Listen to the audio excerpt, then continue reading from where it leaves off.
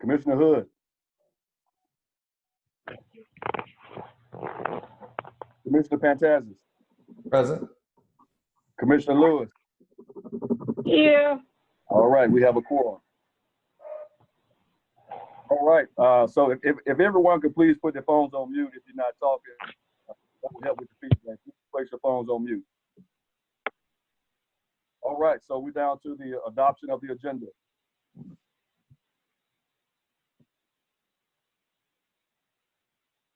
All right, I move to adopt the agenda. Second. All right, it's been moved and properly second. All in favor? All right. Aye. All right, all opposed? All right, that item's approved. All right, so we have approval of the minutes for committee meeting January 24th, 2020, special meeting February 6th, 2020, committee meeting February 13th, 2020, regular meeting 20th, 2020, and regular meeting 2020.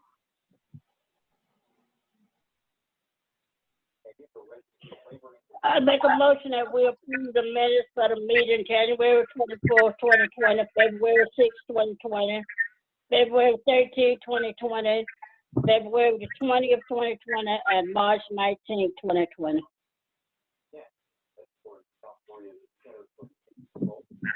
All right, we have a second. I'll second it. It's been moved and properly second. All in favor? Aye. All opposed? All right, the minutes have been approved. All right, so we're down to old business. Is there any old business that we need to discuss? Any old business? Going once?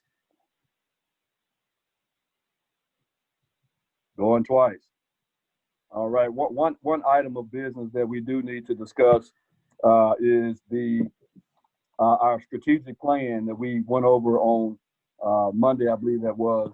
Well, the 5-year plan, the annual plan, and now we're in the process of working with the strategic plan. So, Mrs. Foster, what I would like to do is work with you to put a committee together so we can move forward with our third-party consultant with the strategic plan. Yes, sir. All right, so I will get with you hopefully sometime today or tomorrow so we can work on that committee because we have a lot of work before us to work on that strategic plan. All right, is there any other old business? All right, any new business? Mr. Chairman. Yes, sir. Mr. Chairman. Yes, sir. Yeah, I don't know if this is part of the new business or not, but you know, during the moment we was talking about the 5-year plan, there was a discussion focused around the area or what we're planning to do with our residents, but I didn't hear anything particularly, unless I missed it, about an educational plan for our residents. Yeah, so it was, I think it was brought up. I don't think it was brought up in detail, but that's something that we definitely want to make sure that's a part of the strategic plan moving forward, the educational piece. And I think in the comments for the 5-year plan by the resident council, that was definitely highlighted. If I'm not mistaken, I think President Davis highlighted that in her comments. Right. Yes, I was speaking in terms, yeah, that's on that part, yes, but you know, the school is not going to return until the way you're looking at it might be August or might be September. Right. Whatever. I don't know when it's going to be turned, but I'm thinking in terms of what we're going to do in terms of how the kids going to be able to go on their computers or get their homework or check, you know, scores and things that are going to be mandatory for them to pass in order to go to the next grade. Right, that's very important. I'm glad you brought it up, Reverend. We definitely need to have an in-depth discussion concerning that because the dynamic has definitely shifted during this pandemic. we definitely need to shift our focus more towards some type of distance learning or e-learning model for our residents.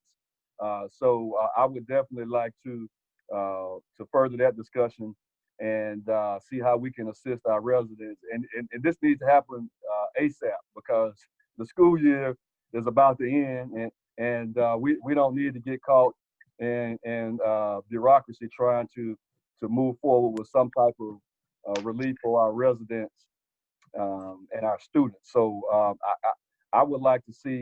I know there was some information. We've been working on a plan with some educational services folks, and I would like to see how we could maybe expedite that process. With this crisis that we have going on, I would like to see how we could expedite that. Mrs. Foster, are you there? I am, and Yeah. So my recommendation would probably be to, let's see what we can do to expedite some type of services to where our students are getting assistance for their learning, whether that be some type of e-learning model, distance learning, or somewhere where we can engage with our students and our parents, so that our students are not don't fall through the cracks and get left behind during the school year. So this is part of my report, but we have been working with the Birmingham City School and Spectrum in relation to what Commissioner Todd was speaking about. So what we're currently doing is we're first assuring that every school-age kid has internet service. And then once we identify those that don't have it, Spectrum is providing those services for free. And then we're doing this for the Birmingham City School. They're providing a curriculum for them through e-learning. So we're in partnership and been in discussion for about 3 or 4 weeks now to implement, ensure that those kids have access to internet and that their curriculum is added to their device for e-learning. Mr. Chairman. Yes, sir. To Ms. Foster, but I hear the part about get access to an internet service, but what about if they don't have a computer or they don't have the phone system where they go on and get the information? I was thinking the other day about it.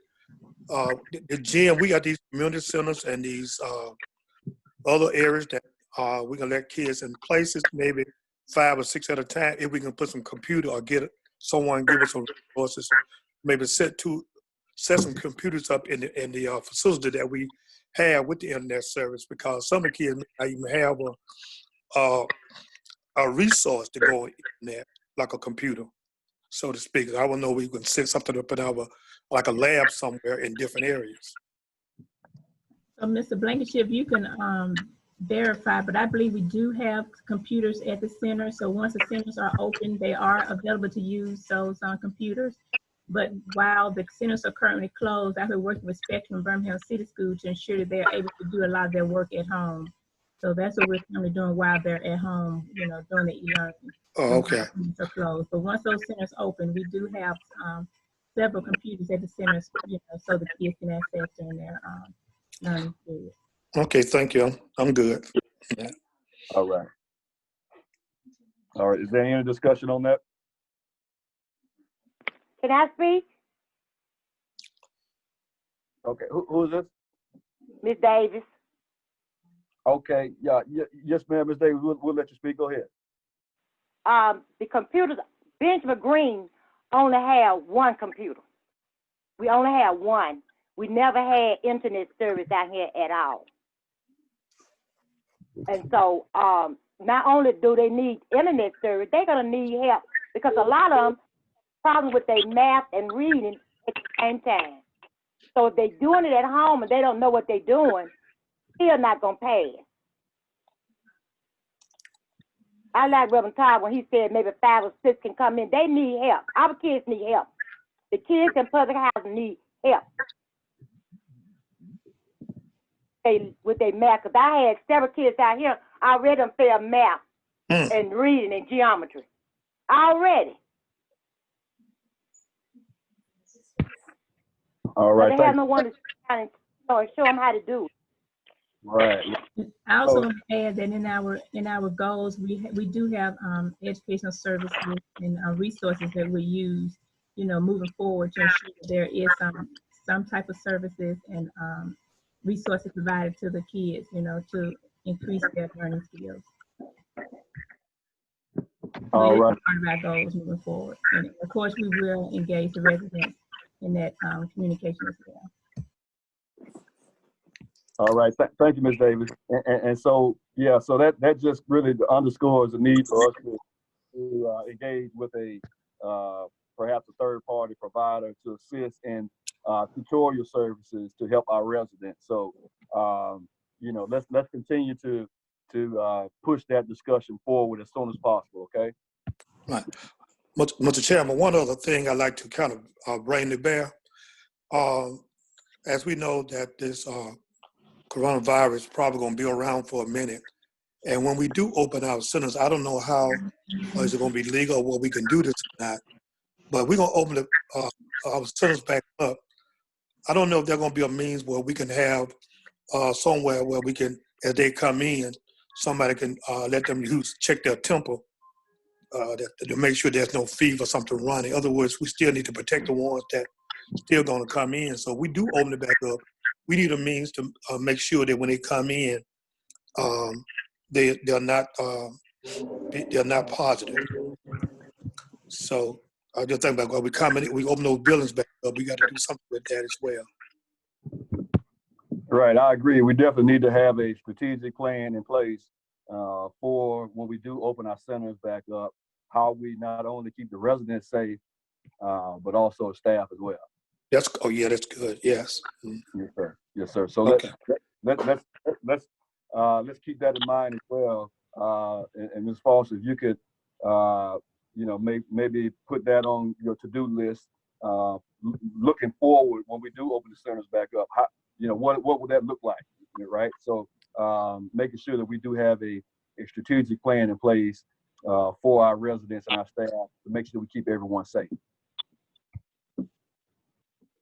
Understood. All right, and on the lines of making sure that we're keeping our staff safe, I want to bring this up, and I appreciate Commissioner Lewis for bringing it to my attention. But we definitely need to look into our maintenance staff, Ms. Foster, and to make sure that they have all the tools that they need when they're going into these apartments to do these emergency maintenance calls, that they are not subjecting themselves to being in a vulnerable position to contract the coronavirus. So, and that means gloves, that means masks, maybe even as far as a hazmat suit. So if you could, I want to make sure that we're dealing with facts. So if you could check what the maintenance staff, what they are using these apartments, do they have proper equipment? I would appreciate that. And if you have somebody that can speak to that right now, that would be fine as well. Mr. McLaurin or Blankenship, can you kind of speak to that, please? Good afternoon, everyone. This is Blankenship. We are doing the best we can to supply those. I know we have a lot of items that are also ordered from procurement. I know a lot of things were on back order, but we have engaged our staff and encouraged our staff to ensure that they are protecting themselves. And if there are items that they need, that we are made aware of that. At this time, I have not been made aware of anything that is needed by any of the managers or the maintenance staff. Well, yeah, but I was told that they do not have necessary masks when they're going into these apartments. And if that is the case, then that's a major problem, and it needs to be addressed ASAP, because I think that if we don't address it immediately, we could have a major problem on our hands from a legal standpoint. So I think that this needs to be addressed as soon as possible. If they do have the necessary equipment, then fine. But if they don't, I don't think we need to you know, to make, you know, vague statements. You know, I think we need to be very specific about what they have and what they don't have, because we're dealing with folks' lives here.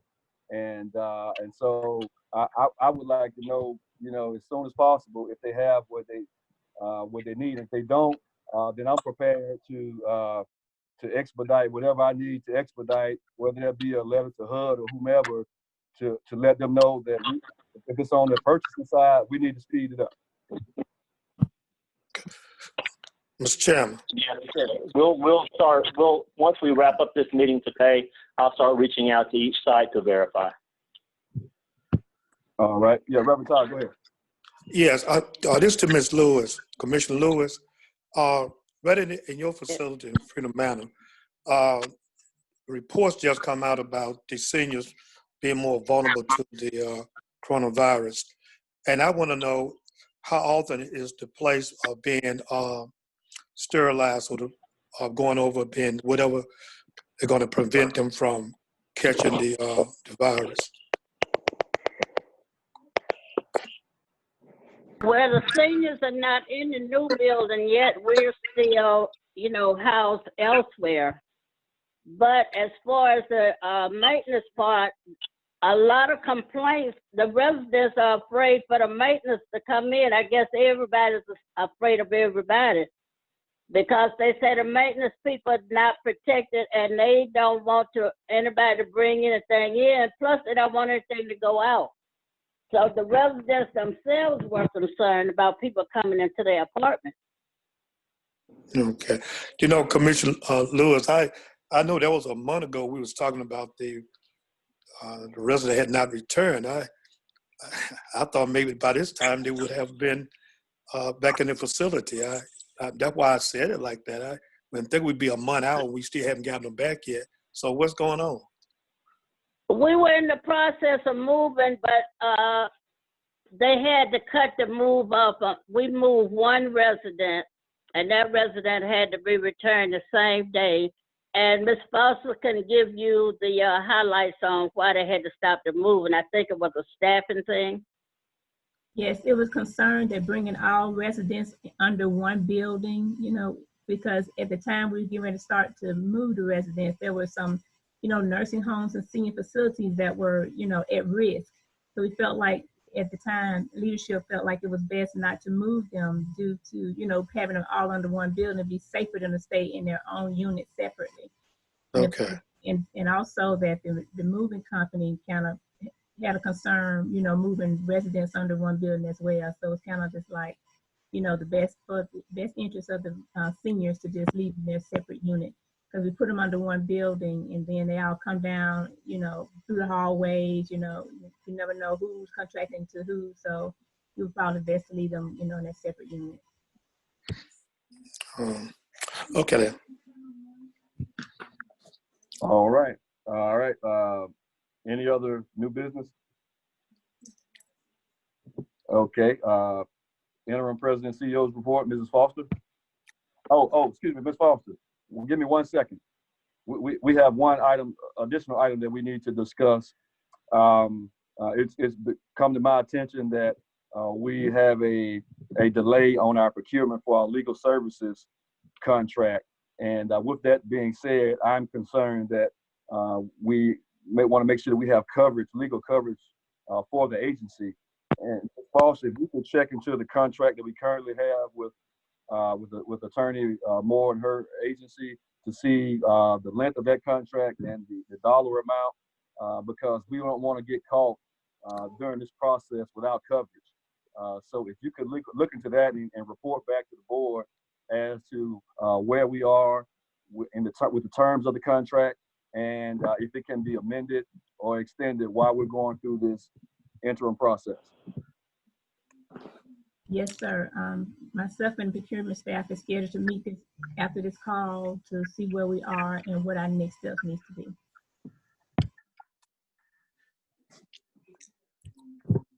Very good. We'll get to the board once we identify those steps. All right, thank you. All right, you can proceed with your report. Okay, so good afternoon, commissioners, Attorney Moore, and all those that are present on the call. present my report to you and start off with the COVID-19 update.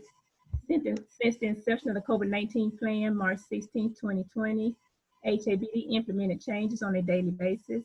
One major change is to ensure that the HABD communicates safety and prevention guidelines from CDC, our local, state, and federal health officials, and the surrounding partners to our residents and staff.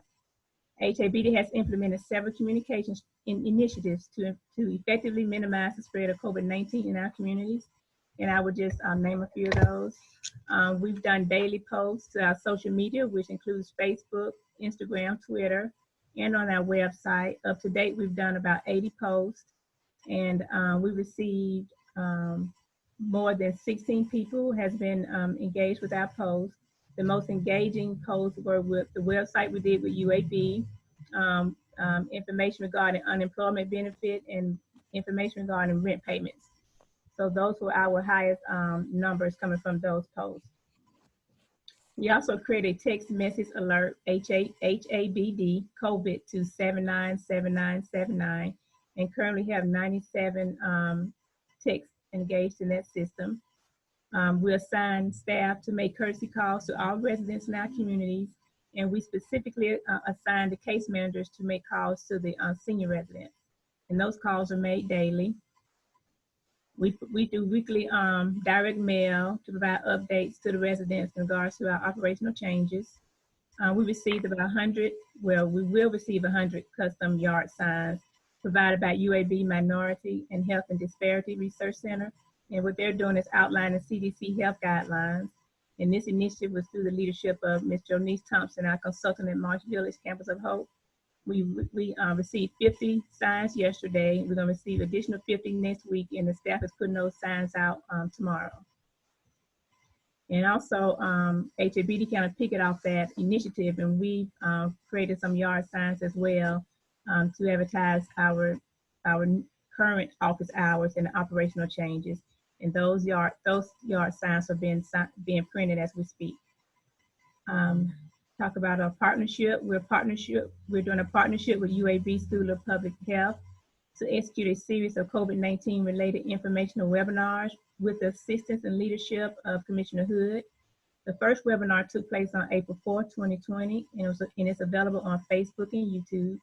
Also through the leadership of Commissioner Hood, HAB is involved with a special populations unit, public housing task force, and Commissioner Hood, Chairman Davis, Sherelle Turner, and myself will attend the kickoff meeting. And we also had a meeting on yesterday. The task force addresses homelessness, incarceration in low-income families. HAB is communicating with other PHA to involve them in this task force. So we're having weekly meetings on Wednesdays from 1 to 2. We're also partnering with the City of Birmingham to implement a call center to the residents of Birmingham. Actually, that initiative was kicked off on April 1st, 2020. And they're also working to implement with this a shuttle service for testing and treatment to residents to transport them to these facilities. And that's upcoming. And also when they make these calls, they're also addressing the concerns that some of the residents are having in relation to their stimulus payments that they're currently receiving. So in my report, I provided a chart that is kind of broken down by communities. And this chart tells you how many residents as of April 7th that has been in contact with, that currently has symptoms, who's been in contact with someone has been tested, and those that actually get tested positive. So through this initiative, there are new calls and follow-up calls made daily. Currently, there's a total of 3,689 residents that's been contacted. A total of 2,119 has actually answered the call. And so today, 18 of our residents have been transported to Woodlawn to be tested. And so once we receive notification that a resident has been tested positive, we send out a notification to the community to inform them of that resident. And we just state that someone in the community has been positive. That's all the information we're able to provide at that point. HAB has been working with employees to qualify for the Families First Coronavirus Response Act employee paid leave rights. This act requires certain employers to provide employees with paid sick leave and or excuse me, expanded family medical leave for specified reasons related to COVID-19. We have not currently received a request from employees because we've been working diligently with them to allow them to telework from home. We also created a modified schedule for the agency and have an open line of communication for employees in case there are unforeseen circumstances. We provide essential memos to employees who are currently working in case they're required to comply with the stay-at-home order. Currently, employees' schedule is implemented to ensure compliance with physical distancing. So we're taking all cautionary for our staff and the residents. Another partnership that we have, I just spoke earlier in regards to Commissioner Todd's response to the residents and the students in their e-learning. So again, we're partnered with the City of Birmingham, Birmingham City School, and Spectrum to ensure that all those school-age kids has internet, a device for the internet, and the curriculum for their e-learning. We're also partnering with with Kickstart, and that's a nonprofit organization that provides meals to low-income families. And those meals are provided to children 18 and under. And this initiative, which is called the Youth Feeding Program, has kicked off on April 6th. And they're providing lunches to our kids at all sites from 11:30 a.m. to 2 o'clock p.m.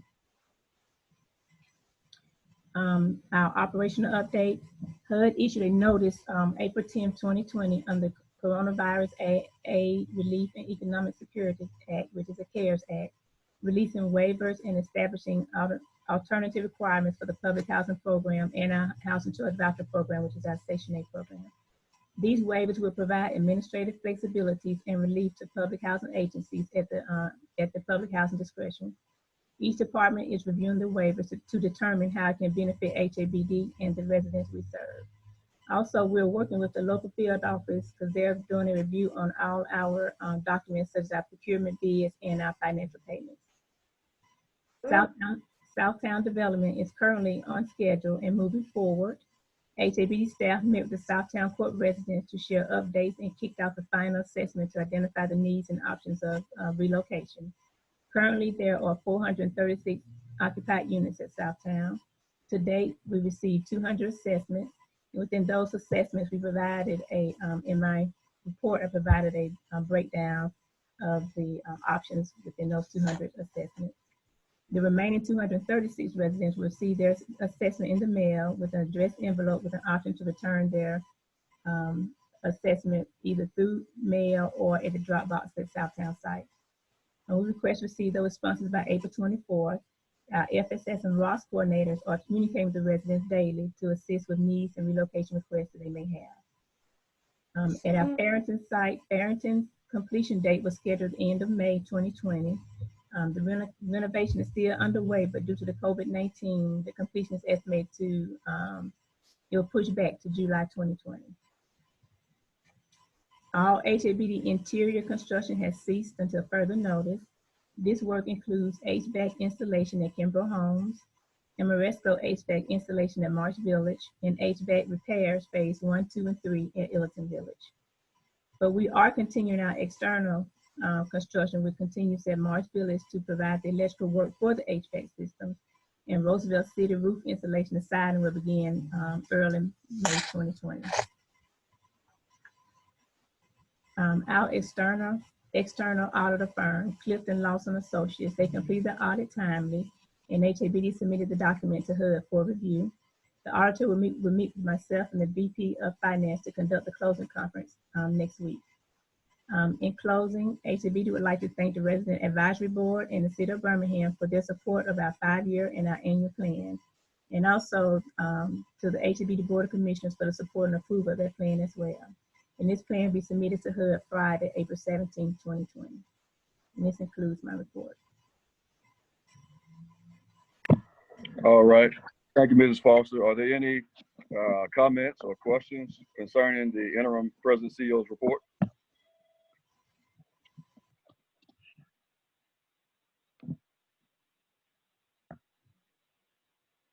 All right, Mrs. Foster, I would just like to Yeah, Mr. Chairman, go ahead.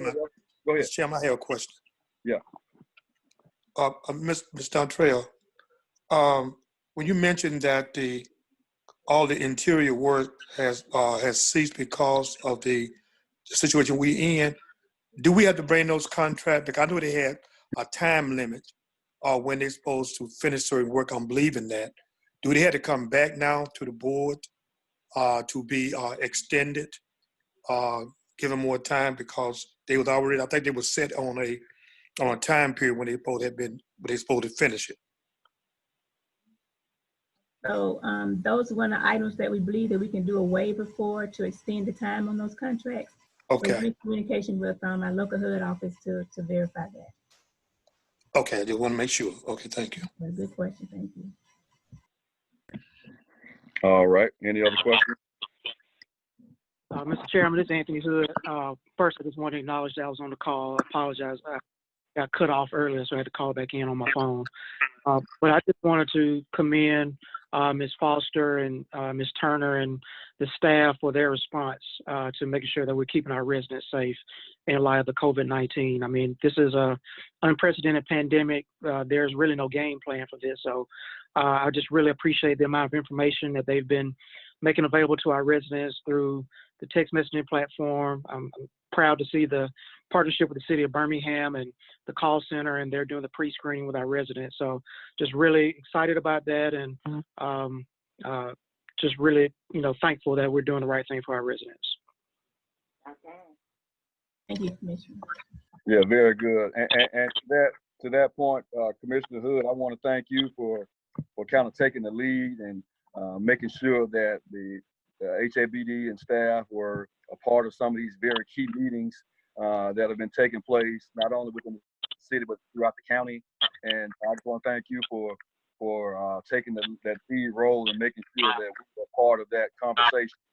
And I think out of those conversations, some of these things have come to bear. So thank you for taking the lead and helping us have a seat at the table in some of those very important conversations.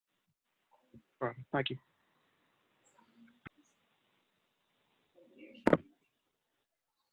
All right, that concludes your report, Ms. Foster. Yes, sir, that concludes my report. All right, very good. All right, so we're down to financial services, Mrs. Foster. Yes, Carolyn Abington, VP of Finance. Good afternoon, everyone. First, I have the financials for public housing and central office. And if there is a number on the right-hand side of the page, then I will explain it. It means there was a difference of more than 10%. Number one, mod inspector salary, and it's because we have a vacant mod inspector. Number two is other income, and it's under budget because the HABD was removed from the city's budget for our community centers. Number three, insurance proceeds, they're under budget. We just haven't received all of the money yet from our fire damaged units. Number four is office expense, and we're under on office expense, and we think that's due to the reduction of paper usage. Everybody's kind of scanning and doing things electronically. Number five is legal expense, and we're over budget, and this is primarily due to the development activities that were taking place. We do think we'll be reimbursed for any of the Southtown legal expenses once we get to closing. Number six is training and travel, and we're under budget. I don't think we're going to expend that budget fully just because nobody's been able to train or travel for the last couple of months. Number seven is tenant services. This is the resident participation funds. And I've had 5 tenant councils that have asked for their money. I know I have a few more that have come in since then, but as of February, we had funded 5 of them. Number 8 is tenant services other, and this is over budget. It's because we send the resident council to training, and they all go as a big, large group, so it takes kind of the whole year for that to right itself. We're getting closer. Number 9 and number 10 are related to preparing for REAC. So when we expend the money to prepare for REAC at the beginning of the year, it's very difficult to catch up throughout the rest of the year. And then number 11 is the capital assets addition, and we're under budget. I wrote over budget, but we're under budget because the fire damage units, all of the costs associated with the fire damage units haven't been expended as of this point. Same reason we're under budget in the income, we're under budget in the expense for it.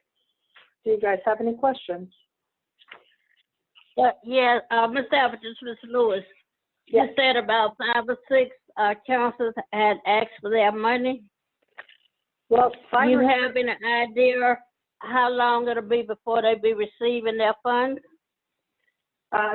These 5 would have received it. So it was Marks, Morton, Harris Holmes, Kimbrough, and Roosevelt Van Green.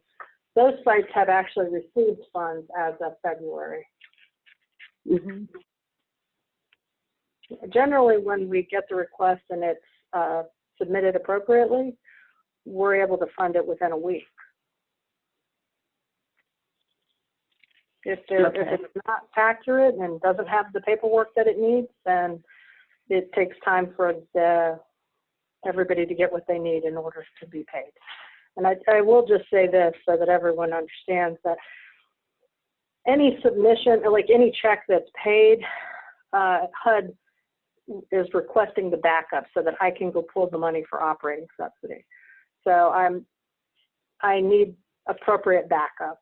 Let's just say that for every single expense. Not that I didn't always, and I've always needed it, but now HUD is specifically reviewing every one of my AP. You know, when I go pay the bills at the end of the week, they're reviewing them. And I'm sending them copies of my voucher package. So it has to have everything it needs. You guys ready for me to go on to TARS? Check. Ms. Appleton, this is Reverend Todd. I got a question. Yes. In a previous meeting, the discussion about the resident getting their reimbursements. I know you did say there was 5. Is there something wrong with the communication where our tenant residents not getting the information, or is it something that they just don't understand how they're supposed to get the monies that have been allocated? Or I'm trying to see why it's such a small inquiry for the monies that has already been allocated for them. That was one of the conversations we had on the previous meeting with the residents. I can't answer if nothing's changed. Let me just say that. Okay. We've been getting the money here this way for the past, since I've been here for the past 13 years. Nothing's changed. The same forms created. The only thing that we added, which was to give them the stipends, was the stipend request form.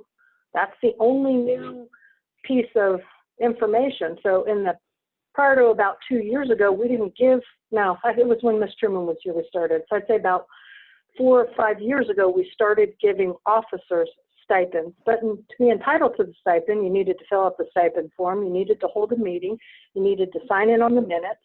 So we needed these documents to make sure you attended the meeting.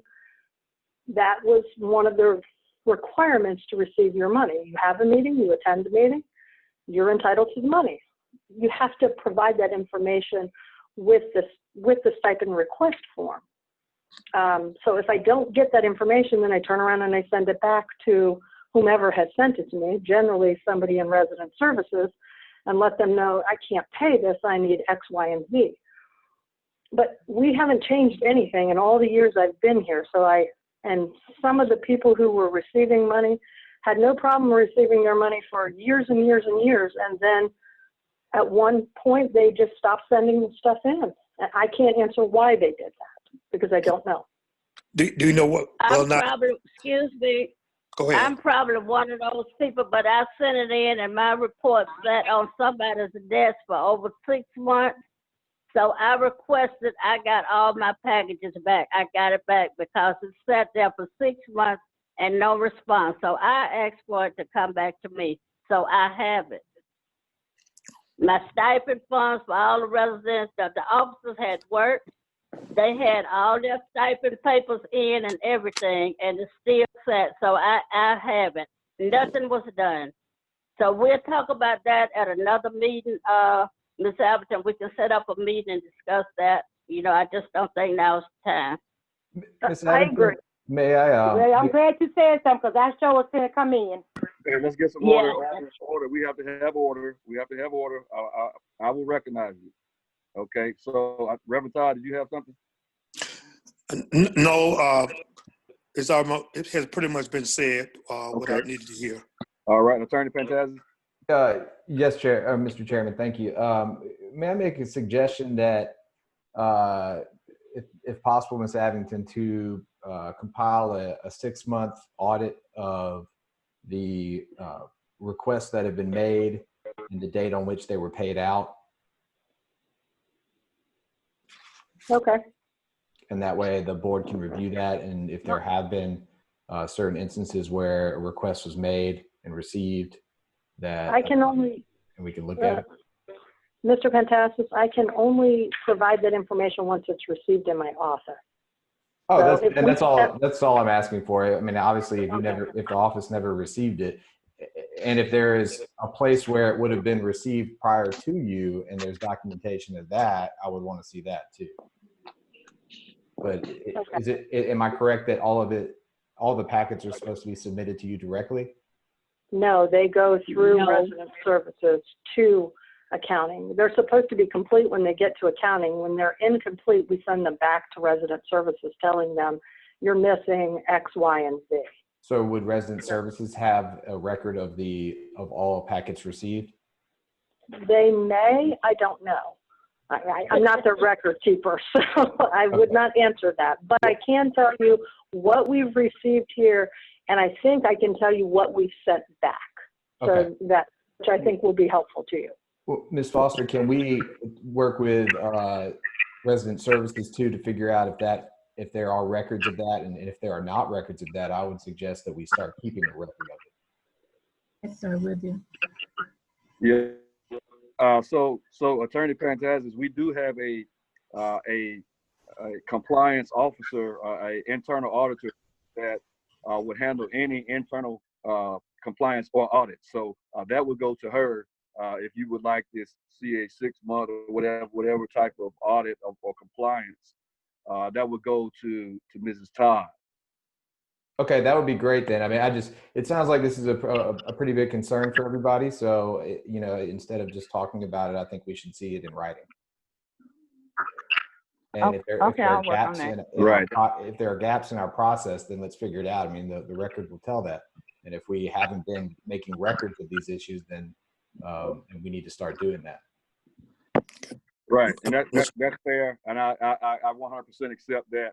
But at the same time, I have to allow if somebody wants to speak to it, as a board member, I have to give them the floor to speak to it. Certainly, and it's a valid concern for sure. All right. Well, Mr. Chairman, on that note, I do believe that there should be some data pulled together to see, what the breakdown is.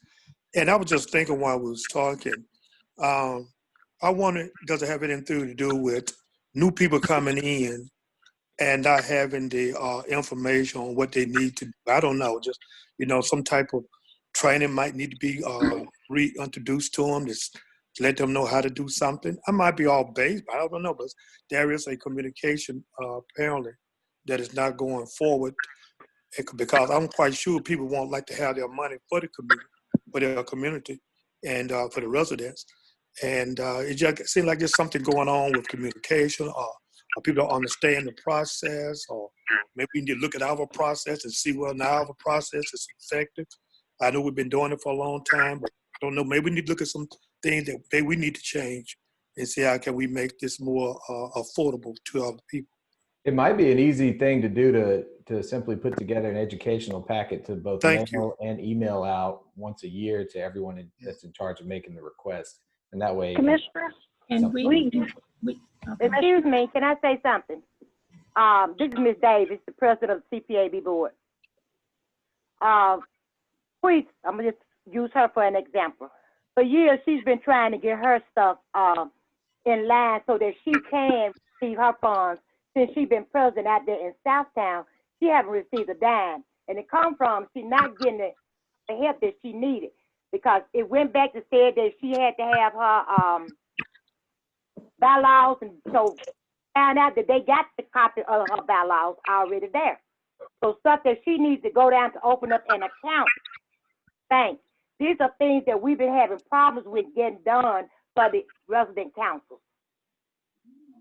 And also, Commissioner Todd, just to respond to your comment. So there is a required training that is for each new resident council member that comes in.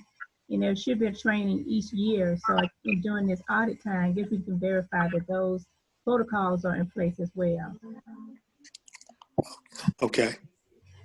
We do the training every other year. We do it for every new one, but we do it every other year when they sign their funding agreement.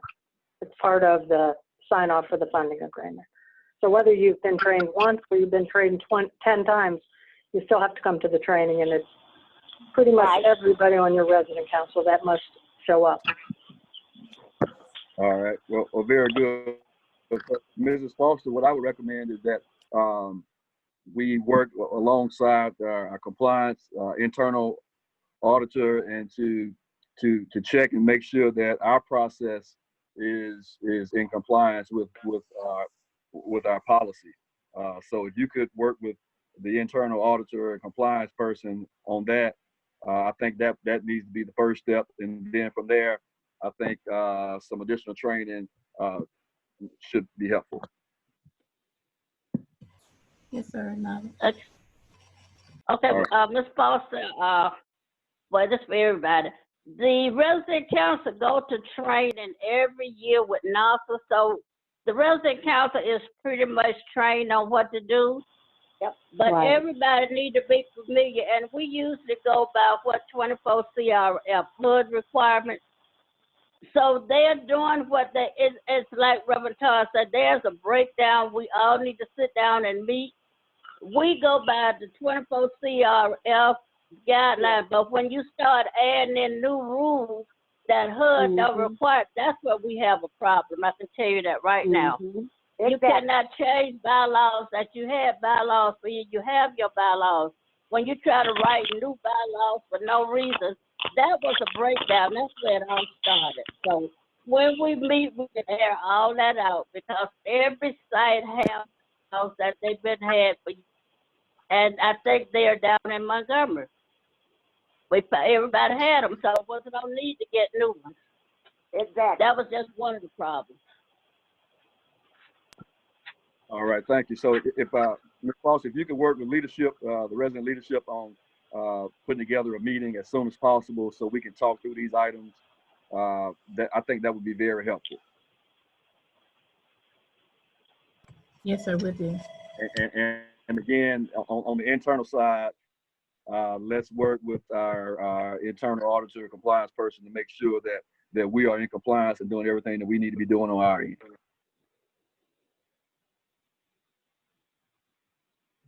All right. All right. So where are we? Are we still we're at item number 2? Yes, we're at Okay. the charge off. All right. Proceed. Okay. Thank you. So this is the charge offs as of February 29th, 2020, and it was $45,599.70. I don't think that. No, I'm going to take that back. $40,469.45. Am I on the right one? Yes. And it was $33,800 in rent, maintenance charges $1,200, legal fees $5,900, and fees that occurred after issuance of rent was $6,000. So we're asking to write that off for the month of February. Do you want me to do February and March together? Yes. Okay. And then March 31st, 2020 was $19,653.83, of which $15,600 was rent, $1,500 is maintenance charges, $321 in legal charges. There was retro rent of $2,400, and that is where a resident has committed fraud to the agency and underreported their income. The fees issued after writ were $1,125, so that was a total of $19,600.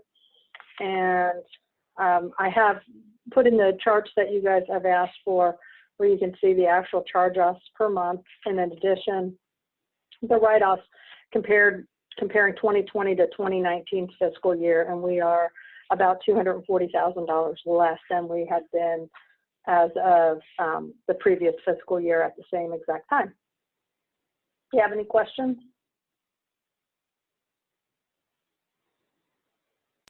Any questions?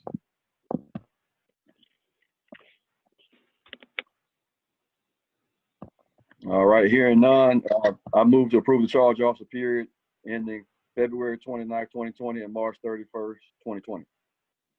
I second. All right, it's been moved and properly second. All in favor? Aye. All right, all opposed? All right, that item is approved. Thank you, Commissioner. Next is the approval for the community rules and regulations for the multifamily, any multifamily property. Currently, Freedom Manor is the one that this would be for. We did send these to our legal counsel. I believe it went to Reno and Kavanaugh for them to check it for legalities, tenant landlord law, etc. And this is what it came back as. We also incorporated the changes that Commissioner Lewis had asked us to do previously.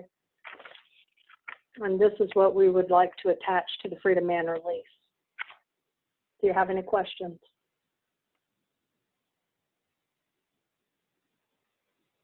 Ms. Lewis, are you content with the changes on here? I didn't hear you. Ms. Abington referenced that you were given an opportunity to review the document as well as legal. Are you okay with the changes that were made?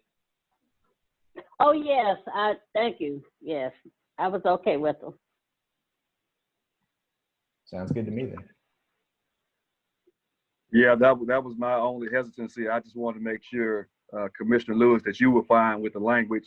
I know with the original document, you had some concerns. And so if you are satisfied with this document, then I'm satisfied with the document. I went over the document and the language, was changed. I did read over it and I was okay with it. The only thing that I was concerned about the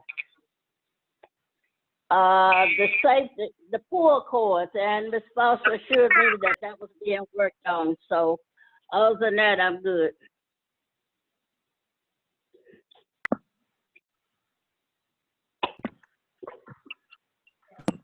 All right, any other questions from the commissioners? All right, hearing none, I move to approve the community rules and regulations for multifamily PBRA property. Second. Moved and properly second. All in favor? Aye. Aye. All opposed? All right, that item is approved. Thank you so much, Commissioners. Thank you.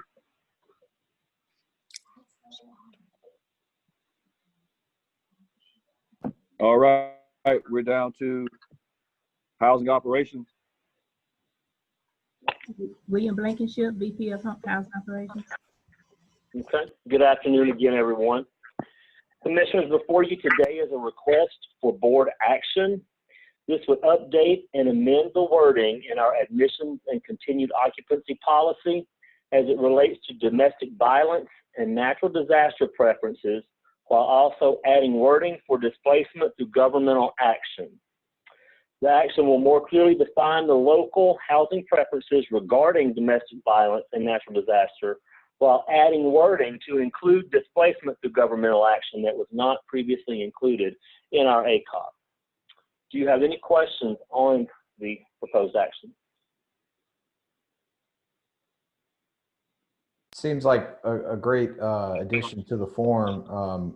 I assume this is all in compliance with HUD and legal and all those entities. It is. Looks good to me then. Thank you, Commissioner. All right, if there are there any questions, concerns? All right, hearing none, I move the approval of the amendment of the HABD admissions and continued occupancy policy. Second. It's been moved and properly second. All in favor? Aye. All opposed? All right, that item's approved. Thank you again. Thank you. All right, procurement, Mrs. Foster.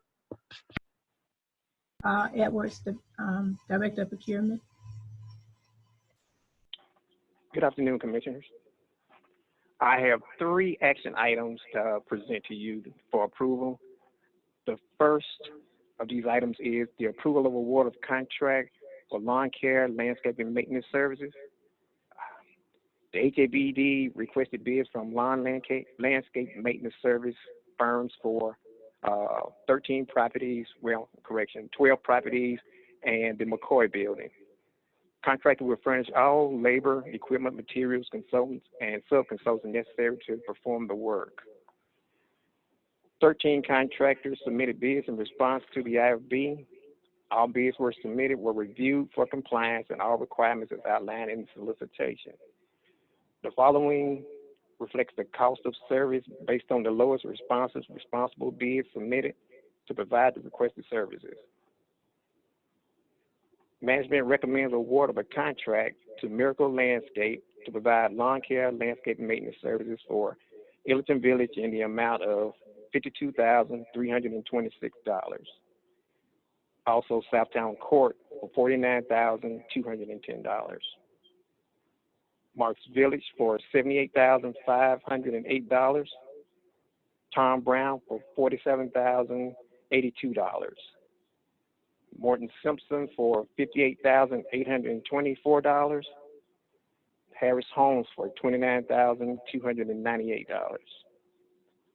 North Birmingham for $41,876. And the McCoy building for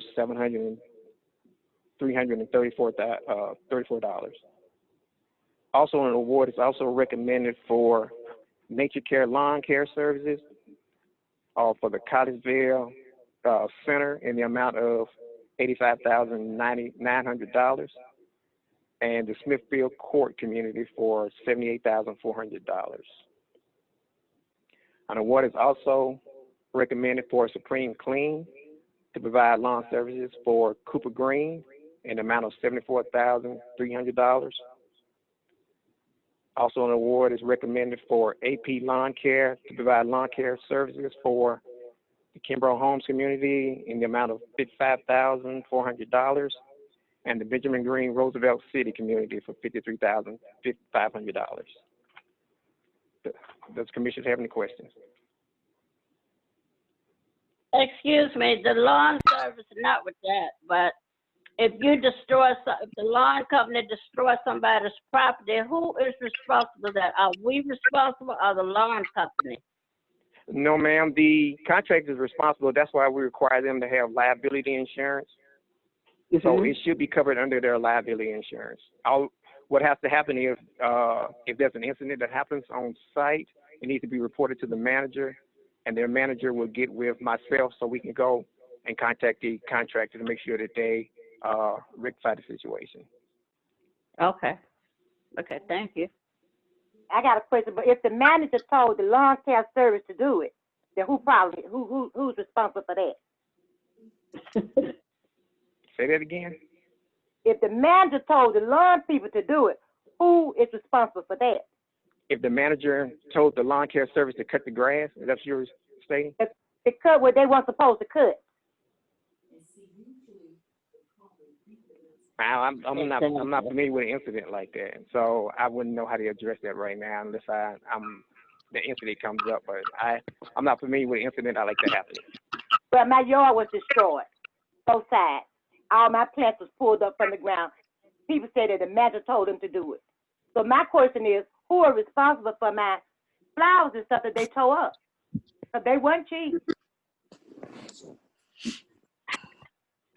Ms. Davis, Ms. Foster, you on the call? Yes, so I was Can you gonna, address that with Ms. Davis offline here? Can you reach out to her about that? I definitely will. Thank Okay. you. All right. Thanks. All right. Are there any other questions concerning the lawn care procurement? Yes, sir.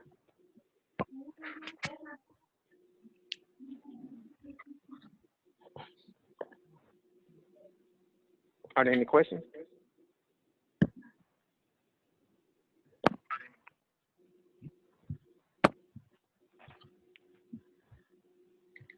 Are there any other questions? All right. Hearing none, if I could entertain a motion. Mr. Chairman, I offer a motion that we accept the procurement contract for lawn services. A second. A second. All right. It's been moved and properly second. All in favor? Aye. Aye. Abstain. Got one abstain. All right. Mrs. Beers, can you note Reverend Todd's abstention? Yes, noted. Thank you.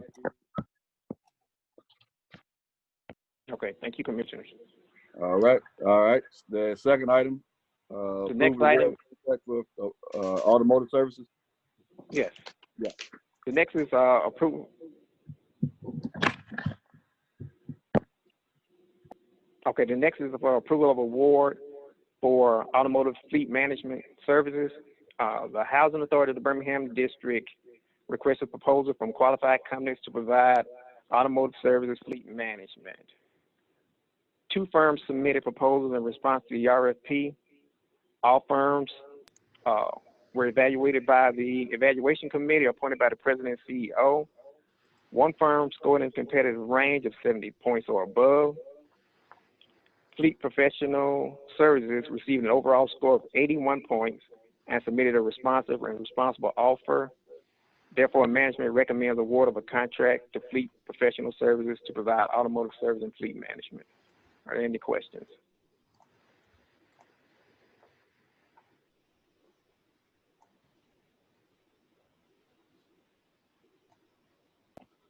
Any questions?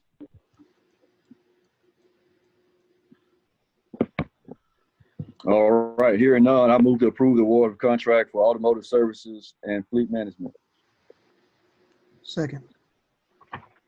It's been moved and properly second. All in favor? Aye. Aye. Aye. All opposed? All right. That item's approved. Okay, the final one is approval of award of contract for the Freedom Manor Solar Project. The Housing Authority of the Birmingham District requested proposals from qualified companies to provide cost-effective installation of a solar photovoltaic system at the Freedom Manor housing development. 3 companies submitted proposals in response to the RFP. Proposals were evaluated by a committee appointed by the president and CEO. All 3 firms scored in a competitive range of 75 points or above. Eagle Solar and Light received an overall score of 89 points and submitted a one-time fee in the amount of $194,687. Empower Solutions received an overall score of 80 points and submitted an offer in the amount of $789,724 over a 20-year period. VSP Solar received an overall score of 76 points and submitted a one-time fee in the amount of $191,562. Therefore, management recommends award of a contract to Eagle Solar and Light to provide a solar photovoltaic system for the Freedom Manor Solar Panel Project. Any questions? Is that the one with the 76? That amount of money? That company? No, that was the one with the 89. Oh, okay. Okay. Mr. Edwards, it looks like their proposal, it looks like it's going to save about $20,000 a year. Yeah, it's about $20,000 a year. Sounds good.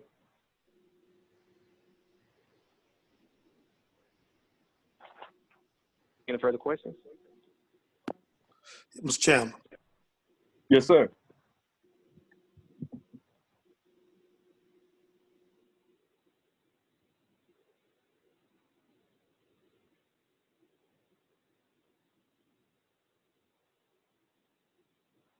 Commissioner Todd, you're muted. We can't hear you.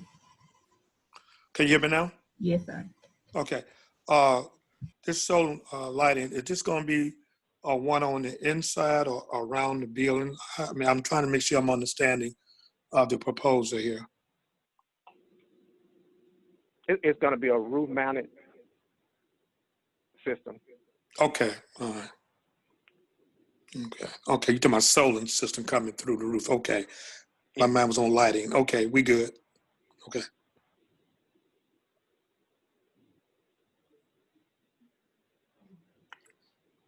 Any further questions?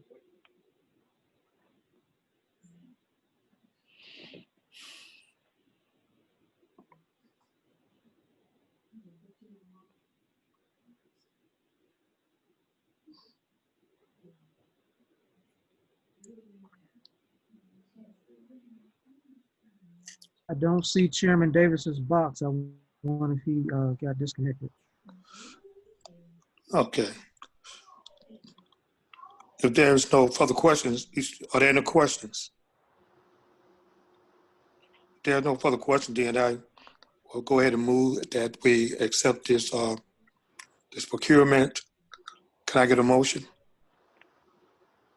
I Make a motion that we approve the procurement of the 89. I second that motion. Been properly motion and second. All those in favor, say aye. Aye. Opposes? Opposes? Okay. It been properly moved and second. Item been approved. All right, thank you, Commissioners. Well, let me go back to some. My mind was on lighting, as I said earlier, and I don't know if have anything been brought up about the lightings around the building. Ms. Lewis, can you respond to that? I know that's part of a new business or whatever, but I haven't heard anything about how the lighting is going to be around the building for security. Well, before we left, they had installed new lightings around the building, and supposedly they've added cameras around the building. I don't know because we're not in the building, but they supposed to be then added cameras around the building, plus cameras all on the first floor. And we're able to use the two side doors to go out, so the lighting's supposed to be covered those two areas plus the cameras. Okay. So I don't know. Okay. Anybody on here that's been in the building can go into it, but that's what was explained to me. So, Commissioner Todd, I can ask Corey Starward, VP of Real Estate Development, to clarify those lighting issues. Thank you. Good afternoon, Commissioners. The Freedom Manor renovation includes a well-lit exterior of Freedom Manor building. And so a part of that, Alabama Power has installed LED lighting along the front portion. I believe that's Fifth Avenue, the front of the site. So there is new LED lighting along there, as well as during the renovation, new LED lighting was placed on the exterior of the building where you have some of the exits on the rear of the building to make sure that that's lit. And there's also LED lighting in the alley behind the building. And lastly, the front of the building will have uplights. And so it'll kind of have a glow at night where you'll be able to see this building from a far distance. So it's going to have a pretty intense light show on the exterior of the building. Okay. Thank you. All right. Hey, I'm sorry. I lost the call there for a minute. Where are we? Well, Chairman, after we went to another place about at Freedom Manor about the lighting for the building for security reasons, and Mr. Curry just explained that it's well lit and should be having no problem with resident being safe. But that said, Mr. Chairman, we did approve the award of contract for the solar project. All right. Very good. Very good. All right. And so for clarity, if by chance I lose connection again, Reverend Todd, if you could just continue on if by chance I lose connection again. Okay then. Okay. All right. So we're down to staff report. Ken Foreman, Director of Public Safety. Good afternoon, Board of Commissioners and everyone else that's online. I just wanted to also mention that I have Captain Finney. She's online, commander of the CSP as well. I also want to let everyone know that CSP officers are continuing daily patrols on all the HABD properties. They're reminding residents about safe distancing and educating residents on the prevention of the spread of the COVID-19. The CSP officers, they are enforcing the social distancing as well. And they're doing this, they're not attempting to arrest anyone, but what they're doing is they're letting the residents know that the social distancing is for their safety and also for public safety. And the officers are also handing out flyers as well to educate the residents. When it comes to the newly installed drop boxes on the rent offices, the officers, they've been directed to monitor those drop boxes and report any tampering. I also want to let everybody know that the CSP officers have been conducting field roll calls, and this is when they initially come onto their shift. They've been conducting field roll calls for a few reasons, and these reasons are social distancing guidelines among the officers, to show a large police presence in our communities to deter crime. And when they're already in the sites, it makes it faster for the dispatch to get them to the sites where they're going to be working. And they're also continuing their community policing. And these field roll calls are going to be done on a rotational basis on all of our properties. When it comes to our crime stats, overall in the housing, the crime is down 9.8%. But there has been a slight uptick in some domestics and some robberies. And to get this under control, we have developed a domestic violence prevention tips flyer, which will be posted on social media and also passed out to our residents to better educate them. Officers are already conducting knock and talk investigations as well throughout our community. Are there any questions for myself or Captain Finney? If you would like her to go into more detail as well with the staff report, she can do so that. Are there, thank you, Mr. Foreman, are there any measures that, obviously I think nationwide there's been an uptick in domestic violence issues. Excuse me, I have a question. Excuse me, I have a question. Mr. Knighton? Yes. Yes, sir. We got to follow order here. We got the commissioner speaking. Oh, okay. Okay, I'm sorry. I'll wrap up real quick. My question was, have we taken any additional measures or any kind of best practices to try and help the community out with, ensuring that the domestic violence uptick is one, properly addressed, but maybe two, anything that we're doing kind of in addition to help that situation? Yes, besides the flyers and the social media, normally what we would do, we would actually bring out our domestic violence team, and they can speak directly to the residents. I'm looking into actually, and I talked to Captain Finney about this the other day, looking into getting the domestic violence team to maybe do a short clip to upload on our social media. On that flyer that I mentioned as well, there's also resources on the flyer, phone number they can call, a national hotline, local phone numbers, resources they can reach out to as well. So we're trying to be as proactive as we can. And like I said, Captain Finney, she can also speak to what the boots on the ground are doing in reference to domestic violence. Yes. Our domestic violence detectives come out and educate the residents on how to file a protected from abuse order.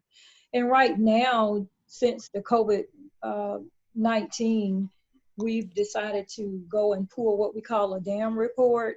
And it's a list of all of the domestic violence cases that have taken place in the housing community. And what we're doing, we're going to each one of those locations, like Director Foreman said earlier, we're conducting knock-in talks. And what we do, we just go knock on the door and just kind of remind the residents that, hey, we know a domestic violence case took place here. Just kind of, so they'll know we're still there and that we're still keeping our eyes on it to hopefully deter more domestic violence in the community. Thank you, Mr. Foreman and Detective Finney. And just that sounds good. Just kind of as a follow-up to that, I mean, I think, and this may be too in the weeds, but it seems like practically the problem that you see nationwide is that if you have a stay-at-home or shelter-at-home order and an incident takes place, there's nowhere to go. Both, maybe in the immediate sense, but also maybe afterwards when there's clearly a situation that requires separation of the two individuals. Do we have a mechanism in place to do that within our current structure? Yes. Can you say that one more time? Just, are you saying, do we have a mechanism to follow up on? Ask the question one more time. Sure. With the current shelter in place and the structure where, a lot of people are being told to stay in their current, living quarters, if an incident takes place and you guys recognize there's a need to separate the two individuals, or there's a request to, do we have a mechanism to allow them or to help them relocate even with the shelter in place orders? Yes. Domestic violence is one of those exceptions. Right now, we're trying to keep from the jails being overly crowded, but we're conducting all enforcement as it relates to domestic violence. If a crime is committed, someone's committing a domestic strangulation, for example, I mean, we're taking them to jail. As far as the females are concerned, we do have a one place. It's called One Place. It's a advocacy program for women in domestic violence. So yes, it's business as usual for the police department. Okay, thank you so much. Mr. Chairman. Yes, sir. I have a question for the officer. Because of this COVID-19, I don't know how much attention we're paying to it, the kind of stress it's causing. The mental health issues now with the residents got to be a concern now because they can't leave and go nowhere, or because they are confined. I know that's a concern that's going to be nationwide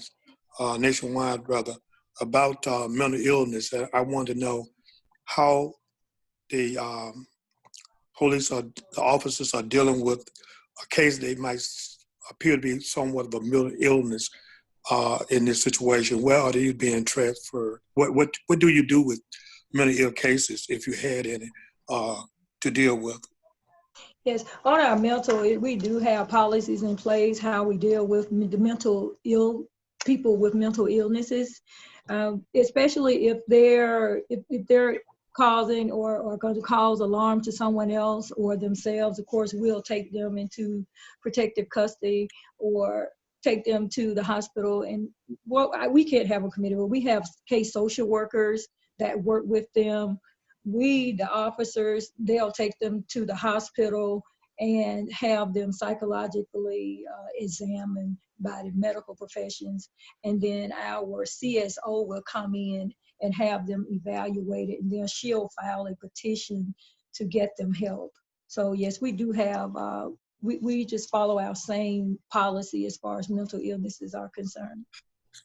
Do y'all also keep statistics on the various cases, such like if it's a mental ill case, how many coming out the area, how many we had in the area. Are we doing any type of data where we can know exactly the difference between the regular domestic violence and one that might be because of mental illness that might cause some domestic problems? Okay, I haven't noticed any as far as since we've been up and running since October, but we do have that mechanism in the police department. If that's something that you would like for me to start compiling, I can do that as far as the housing community, yes. I would like to, yeah, I would like to see that. And Okay. we can keep some kind of data on the mental illness that's under our care, so to speak, with our residents. Okay, okay. And also, may I speak to the comment that Commissioner Patasis made earlier in regards to his question of separation if there's domestic violence issue in the unit? I just want to say the amendment we just did to the ACOP that you all just approved today, that action allows us to give that resident preference to move out of that unit under domestic violence.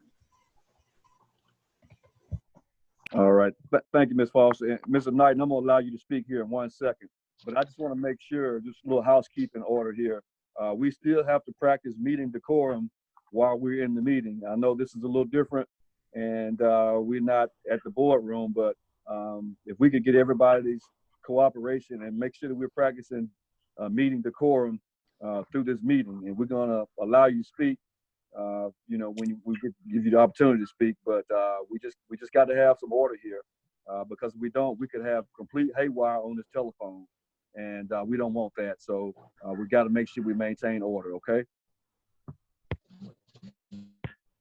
All right. With that being said, I appreciate your report, Mr. Foreman. One of the concerns that I have, and I know that you mentioned that the crime is down across the board about 9%. And I definitely believe that. But I've noticed an uptick in some of these communities based on what I've seen, just violent behavior, whether it be shooting in the cars, just riding by, running in the cars. It's really, really concerning to me that we have some of this behavior taking place in our communities. And specifically, I know in the Morton Simpson area, I can speak to that directly. I was just over there a couple weeks ago, and I was very concerned. I was with my wife and my daughter, and I was a little nervous, just to be honest with you, because it just was a lot of activity going on that didn't need to be going on. And I think Mr. Knight will speak a little bit more to that, but I think on our operations side, there may be some things that we could do to assist. I know we had talked about once before, making sure that talking about maybe having some type of ID. That way, when if you guys have to stop someone and they're not a public housing resident, you can ask them for their ID if they have a public housing ID. I think that would be a huge help for you guys. That way, we won't have so many people loitering and in our communities that don't live there. And the other thing is making sure that our residents' vehicles are being registered with public housing and the manager's office. Because from what I'm understanding, there's a lot of vehicles that are there that don't need to be there, and they're not registered with management.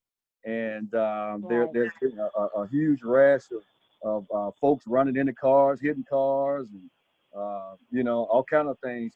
I've even heard of car racing going on in these communities, and specifically Morton Simpson. So I'm very concerned about not only what I hear, but what I see, because I go through these communities. I have loved ones in these communities, and so I'm telling you what I see on a first-hand basis, not something that somebody told me. I'm in these communities, and so I'm concerned. So if you could speak to that, I would appreciate it. Yes, sir.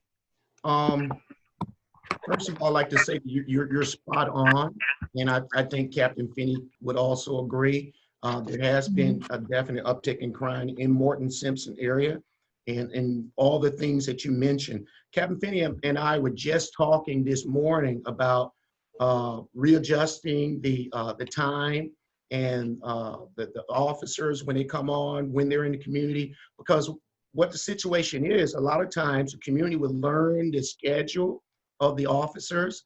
They will actually, Captain Finney has stated this to me, and we've talked about it. We've seen crime happen before the CSP officers come on shift, and we've seen crime happen just as the CSP officers are going off shift. So Captain Finney and I have talked about rearranging their schedule times to combat that. Also, the CSP. Before I move on, Captain Finney, do you want to add anything to that? I just wanted to piggyback off what you were saying and what the chairman is stating. We have observed a lot, and we have been making numerous arrests over in the Morton Simpson area. And Director Foreman and I, like I said, we've always talked as far as redeploying our officers. Some of the resident managers, we've explained to them that we have 14 officers. So sometimes what we would have to do when we have areas that are very volatile in crimes, I would take those officers and redeploy them to where we're having most of our problems, which is Morton Simpson at the time, with Morton Simpson and Marks Village. So what we'll do, I'll have them to come in at their scheduled time and go to their community, check with their resident managers and make sure that they're not having any issues in their respective community.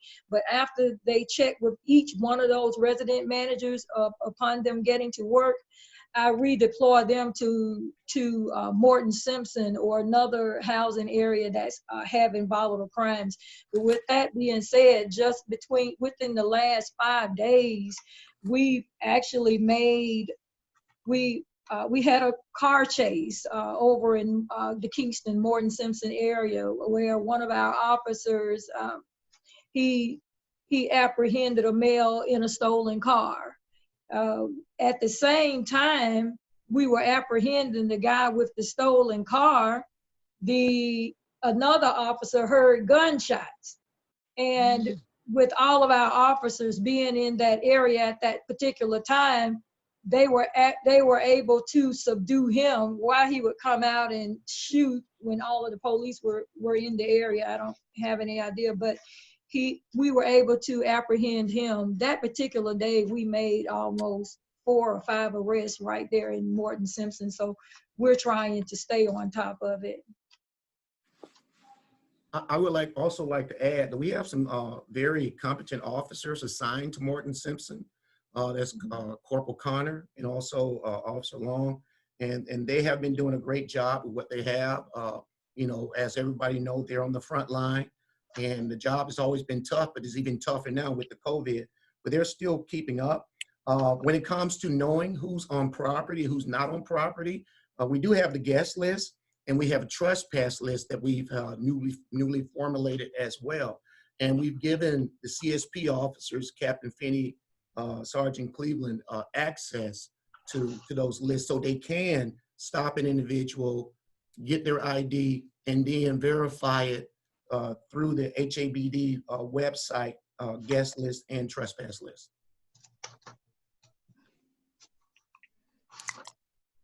Mr. Chairman. Yes, sir.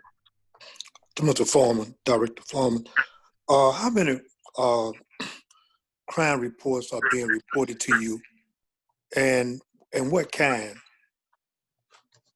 When you say crime reports, are you talking about through the tip line? Yes, exactly, from the residents. Are they actually using that the method to make you aware what's going on? And if they are doing, what kind are they reporting? Yes, we have our tip line up and running. And it's an individual who calls in. They can stay anonymous, and they can call the phone number 205-521-0761, or they can email their tips in at tips@habd.net.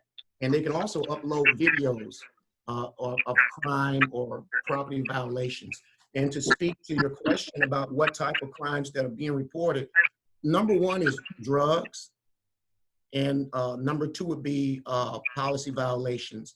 If someone sees someone who may be causing problems, but they know they don't live there, or they believe that someone is doing something that, that is violating the policy of HABD. But number one is drugs. Once I get those tips, I pass those along to, if there's crime, I would pass those along to Captain Finney. She may pass those along to the drug team at BPD. If it is a policy violation, I'll pass those on to the housing authority. Okay, thank you. All right, Mr. Knighton, you still there? Yes, sir, I'm here. Yeah, go ahead. How y'all doing today? Good. All right. The resident ID is in housing authority policy. When I moved in, I have a resident ID. It's for the police to be able to identify who are the residents of public housing and who is not a resident of public housing. Also, there's a policy in housing authority that every resident that lives in public housing must register their vehicles if you have a vehicle, so the police will know. And they're supposed to be given a sticker with a housing authority sticker to put in their car so that the police would know who car is supposed to be on housing authority property. Within the last week, I have had at least 8 cars hit out here. Residents are complaining. My thing is I'm more concerned about these children out here and all the stuff that's going on, especially on 9th. They use 9th Avenue to just run straight up and down. And the night that Officer Finney is talking about, I was out there when the police jumped the curb and almost hit a resident and her baby chasing after the guy who hit the cars. I was standing there looking at the whole thing. The resident IDs, I feel, would truly help not just Morton Simpson, but all of public housing. When these police is out here and they need to know who lives on put out. If I'm walking, because we got over 1,200 some people out here, and the police don't know who's a resident, who's not a resident. So if you stop them and say, hey, you got an ID, well, you don't need to be out here, especially if you're on trespass. Just speaking about the visitation, the visitors list. My thing with that is if housing authority can implement a program or plan to where if you offer resident IDs to residents, then you should be able to say, hey, you know what? We got a guest list. Have your guests, if they're going to come to your house, have them go up to the rent office, have them pay a fee to be able to take a picture of who they're coming to see. It'll have that resident's address. It'll have a visitor ID and the resident's address on the visitor ID in case the police stop them to show who they're coming in the housing authority visiting. And if they don't have that visitor's ID showing who they need to visit, then they need to leave. We talking about trying to commit as much crime as we possibly can, not just in Morton Simpson, but in all 14 of these sites. And I truly believe that if we can get these IDs and stuff and get this stuff done, it will slow a lot of stuff down. I just had a guy here the other day ask me, say, hey, I heard you trying to get me these and get stuff out here on these cars. I say, all I try to talk to him. He said, you get it, this is a resident item. One resident who car got hit, she was complaining about who's gonna fix her car because the police was chasing the gentleman. And I had residents ask me, well, why didn't the police pull back when they were going to pursue? Nobody's putting those cars is wrecked, and people saying, who gonna pay for my car? So that's why I feel strongly that these IDs and having these vehicles rested, especially out here at nighttime with this coronavirus going on, is much needed. It's to identify buildings. And if somebody's on trespass, if I got a visitor's ID pass and the police arrest me for drugs or somebody else on housing authority, you take that visitor's pass and you put them on trespass and then back on site. It's just putting that out there to the boards. And I appreciate Board of Commissioner Cardell bringing it forward when he came out here. And folks in a group. So I mean, there's nothing going on down here. I feel like that's much needed. So, and I want to thank everybody for giving me the time to speak. All right, thank you, Mr. Knight. We missed the last part. You were breaking up terribly, but I think we got. Okay, I'm sorry. Yeah, that's okay. But we got. Yeah. Thank you. Mr. Foster, did you get the gist of it? Yes, I did. Yes. Okay. Concern for IDs at East Community for all residents. Yeah. Very good. All right. Would anyone else like to speak toward that or make a comment?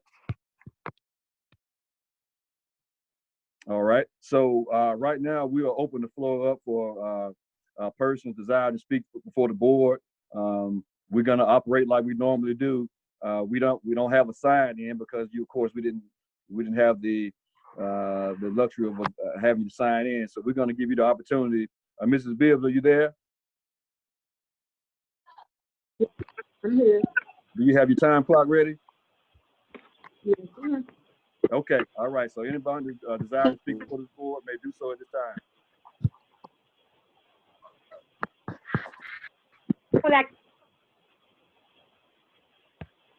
This is Ms. Bertha Davis.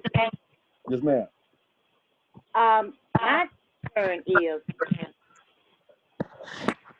what the CPAB board is up on the Mr. Blankenship, and that we used to be up on the community engagement. From my understanding, they have gotten rid of that. But I think that's where we need to be, up on the community engagement with the community centers also. We yet have had a meeting, Blankenship, for him to tell us that we are under him. And this is about dealing with residents and the stuff that we do. He deal with housing, not us. Oh, if I may respond to that. Yes. As of July 1 of last year, the community centers and community engagement was moved under the Housing Operations Department when the decision was made not to fill the Vice President of Community Engagement position. So at this time right now, that does serve under us. We still have the same staff that we had at that time. However, it's just moved under the Housing Operations Department as opposed to being a department of its own. Nothing has changed.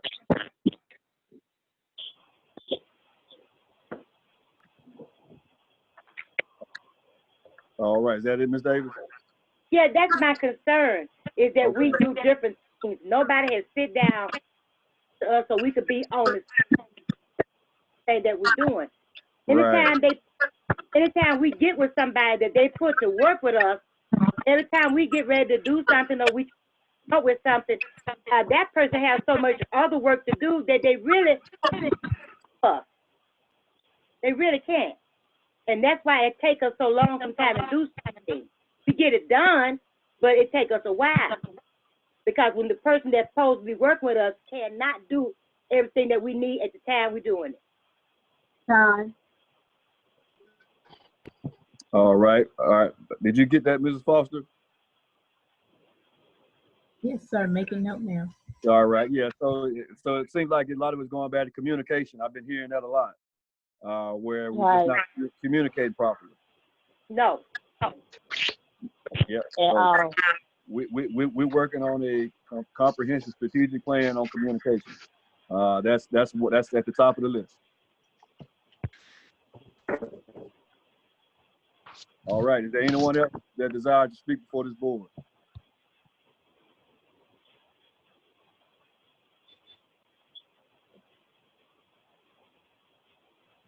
Going once, going twice. All right, commissioners, is there any other matters that need to come before this board?